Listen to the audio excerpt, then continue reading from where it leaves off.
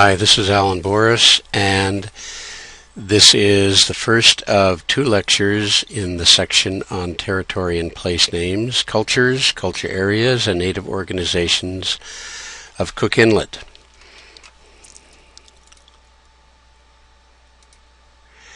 So the big questions, the overall question we want to focus on is first of all, the anthropological question, and second, the tribal question, to distinguish between anthropology and a tribal perspective. Anthropology asks the question, why are cultures organized the way they are? This has a long history, starts back in the late 1800s, maybe even before, and embraces that idea of culture and why cultures are the way they are. This is a little different from the tribal question, at least in Alaska. Tribal people ask, who are we and what are our values? Both invoke the idea of culture, but the aims of each are a little different. Generally speaking, it doesn't matter how and why different cultures are organized the way they are from a tribal perspective. You're interested in values, how to perpetuate those values, how to clarify those values. They have to do, in some cases, with universal human values, respect, love, but also specific cultural values, how the land is perceived, how the animals are thought of. So we have two different perspectives here. We're going to be dealing with both in this course, and it's important for us to be clear of the two different perspectives. Anthropologists will write from the standpoint of the first one. Here's a sort of a chart of some of those perspectives, paradigms, if you will, that anthropologists use to understand why cultures are the way they are. I think it's accurate to say that no one is the right one. All have validity. All have things that where they can't explain everything. And if you can't explain everything, it's imperfect. A lot of anthropological writing having to do with Cook Inlet is from the standpoint of cultural ecology. The idea that cultures adapt to an ecological setting and their institutions are transformed and shaped by that adaptation. All of the others, we don't have to go through them all now, but have different degrees of validity, ranging from deterministic to non-deterministic. Symbolic and interpretive anthropology, for example, doesn't look so much at the deterministic aspects of culture, but more what are the symbols and how do those symbols shape people's interpretation of their world. We also need to be clear on some terms. Anthropologists classify things. They use terminology. They use it in a specific way. Culture area is a set of cultures that are generally similar, generally have general features that are similar, often language, but not necessarily, that can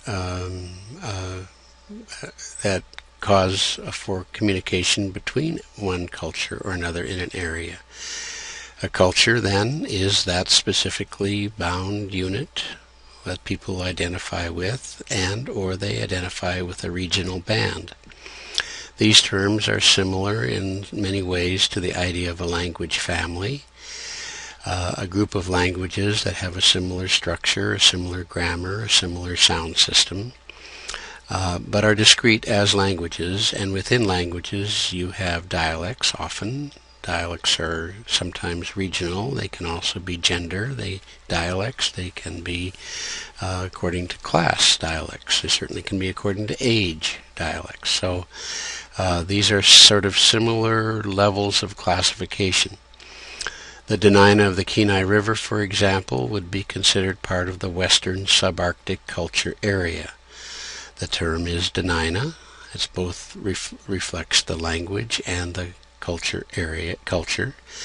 The Katanuatana, for example, would be the Kenai River DeNina. Probably Kasilof is also considered part of that. Similar terms, the language family is the Athabascan or Danai language family. The language is the same as the culture, DeNina. Denainak technically is DeNina language. And the Kenai or Outer Inlet dialect would be a dialect within DeNina. We'll speak more about languages and dialects and so on later in the course. So this map is both a map of culture area and also serves as a language map, but its design is primarily as a culture area map. So this is the Northern Dene or Northern Athabascan culture area. It ranges on the east from the Mackenzie borderlands, the Chipewyan, the Yellowknife, the Dogrib, and so on, to the Arctic Cordillera, to the Alaska Plateau, to those south of the Alaska Range.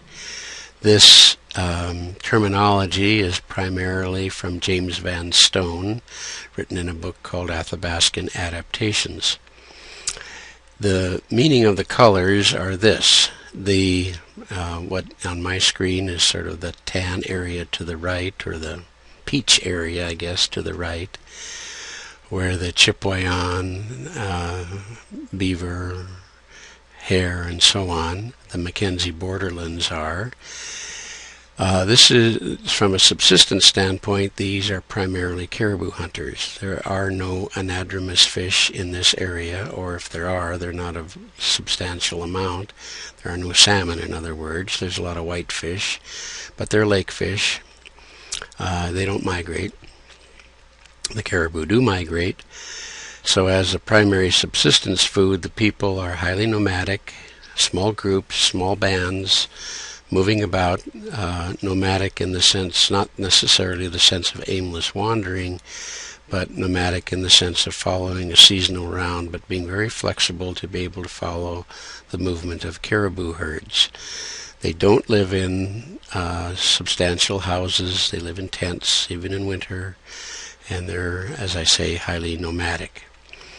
As you move into the tan areas, and we can add the sort of the teal area, the Alaska Plateau area, salmon become more or less an important factor. Less so in the subarctic Cordillera. The salmon have a long way to go upstream, intercepted often by the Tlingit of the coast.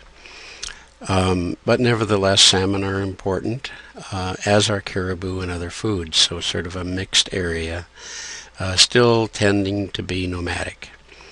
Into the Alaska Plateau, salmon become more important, but still semi-sedentary.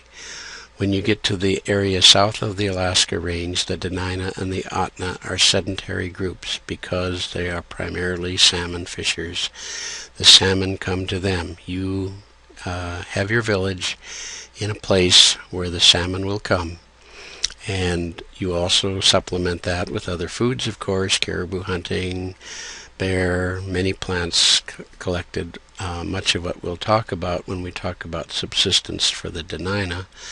But the primary point here is that the environment or the ecology tends to shape the cultures from highly nomadic to the east to sedentary and a very prescribed clan system among the DeNina and the Atna to mobilize labor for the collection of salmon. Culture areas, Northern Dene. This is a language map. This is the older version, I think. There's a newer one out now that's very good for the Alaska Native languages. The colors on this might not be true, but to the original map, but the original map colors are selected to reflect degrees of similarity and dissimilarity in the languages. So the red hues are Danai or Athabascan languages. The blue and green hues are Eskimo Aleut languages. And the degree is the color difference in the original map is meant to reflect the degree of difference. This is spelled DeNina for the DeNina here, and we will talk about that on this slide. The original pronunciation is DeNina, at least in the outer inlet or Kenai dialect, and largely in the upper inlet or Susitna area. In the inland area, it is often said DeNina. So DeNina, DeNina. It's not a matter of who's right. It's a matter of local variation. The T spelling came from Russian times. For reasons I'm not entirely sure of, the initial D's became T's as Russians transcribed DeNina words, and usually they wrote them in German, the lingua franca of its time. So DeNina became DeNina and sort of stuck in the literature. But we've Jim Carrey and Jim Fall and others have been active in using the more accurate pronunciation and spelling DeNina.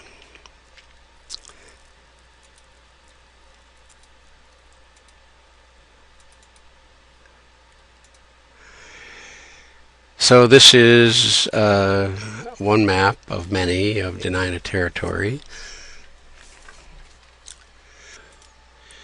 Here I've separated it into the eastern and western DeNina. That's not typical, but I want to emphasize that it's very unusual to have a culture bisected by such a major mountain range.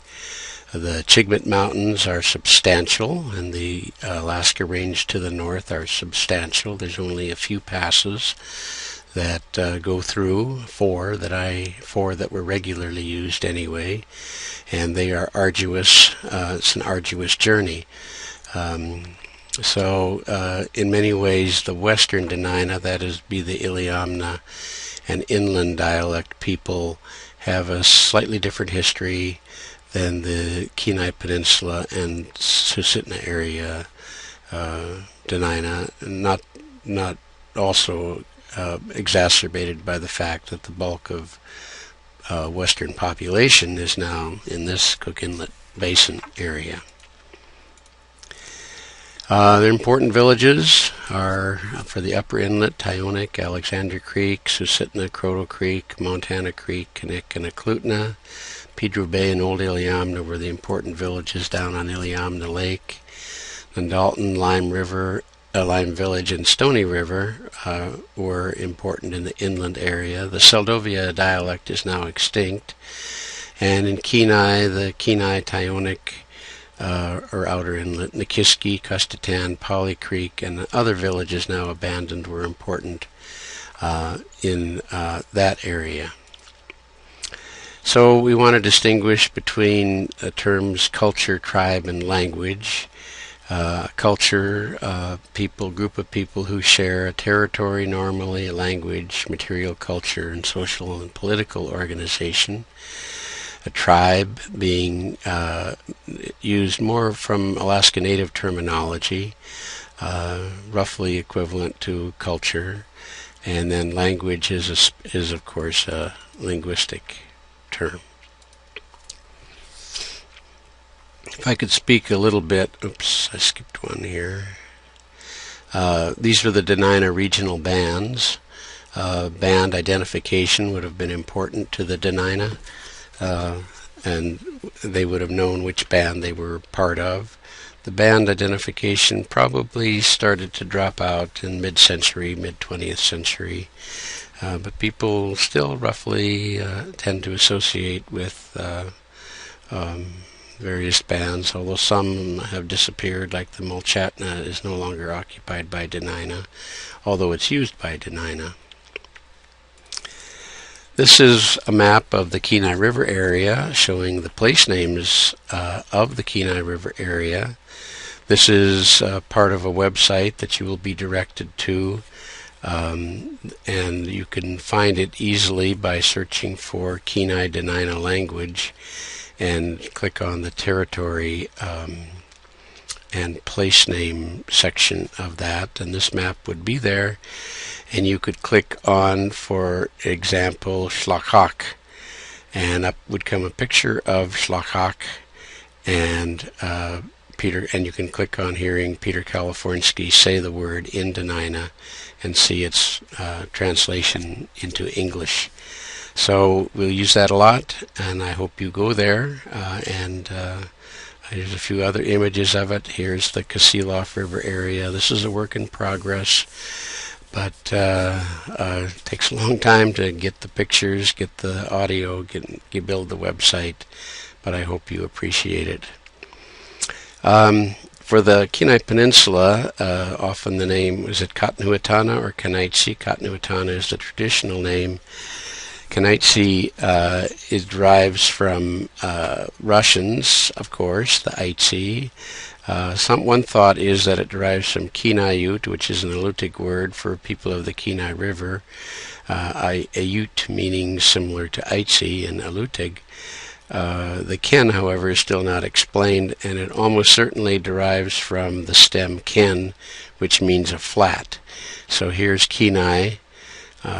Across on this flat. It's actually a wave-cut terrace of the Cook Inlet and was built on there. So people of the Ken, people of the flat, would be what Kenaitsi means, and it's used by the Kenaitsi tribe today, of course, as their primary name. Number of organizations in Cook Inlet. We want to speak to that diversity a little bit. There are land claims, Alaska Native Land Claims, Settlement Act organizations. There are Indian Reorganization Act tribes. There are nonprofits, and there are individual tribal councils. So they're not all the same, although oftentimes members of one are members of the other. So the Angska corporations, of course, there are regional corporation. Cook Inlet region is one of the dominant corporations of the area. But within DeNina territory, the Bristol Bay Native Corporation, Callista, and Chugach Native Corporation are also in Cook Inlet as well, the latter not being Alutiiq, not DeNina. The village corporations then function not under, but in addition to, the regional corporations, and these are the major village corporations, and on the right-hand column is the primary affiliation. Here's a few maps just pulled off the web. This one on the right is the Cook Inlet region's area, and this, of course, is the regional corporations of Alaska. Here's some land ownership for the southern peninsula. Certainly one of the major pieces of legislation is the Alaska Native Claims Settlement Act, which has shaped a lot for late 20th century and will for the 21st century shape a lot about the economic, primarily, activities in Alaska. In addition, there are Indian Reorganization Act tribes. This was authorized in 1934 under President Roosevelt as part of the New Deal and conceived by John Collier, who was his Bureau of Indian Affairs chief, and authorized sovereign or semi-sovereign status as long as certain criteria were met. Primarily, initially, a blood quantum level by membership, which is controversial and being redefined today, and the group had to have a plurality election process to elect bylaws, and much of the proceedings are done by that plurality. Its modern piece of legislation is probably the main basis for the concept of Indian country.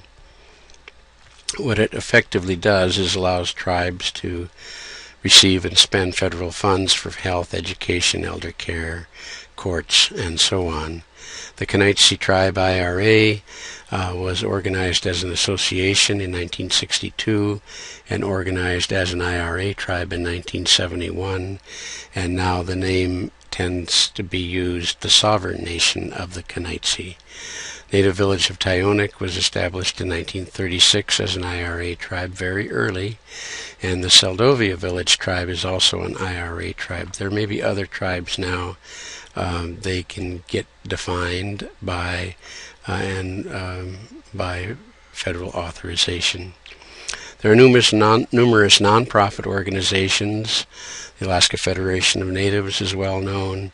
Cook Inlet Tribal Council is part of CIRI as a non-profit. The South Central Foundation, likewise, CIRI Foundation, Chugachmute, all are foundations, non-profits organized within the larger for-profit regional corporations.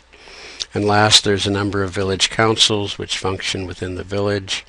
They are neither IRA tribes nor are they ANCSCA-related organizations, and they function to make decisions within the traditional areas of these villages. So that's a quick overview of terminology and territory and area. Please do go to that website. Search for Kenai DeNina language, go to the territory and place name section, click around, hear the terms, hear the words said, and some of your project, one of your assignments will be to do a map based on a lot of the material that you'll find in that particular website, and that map is posted on Blackboard.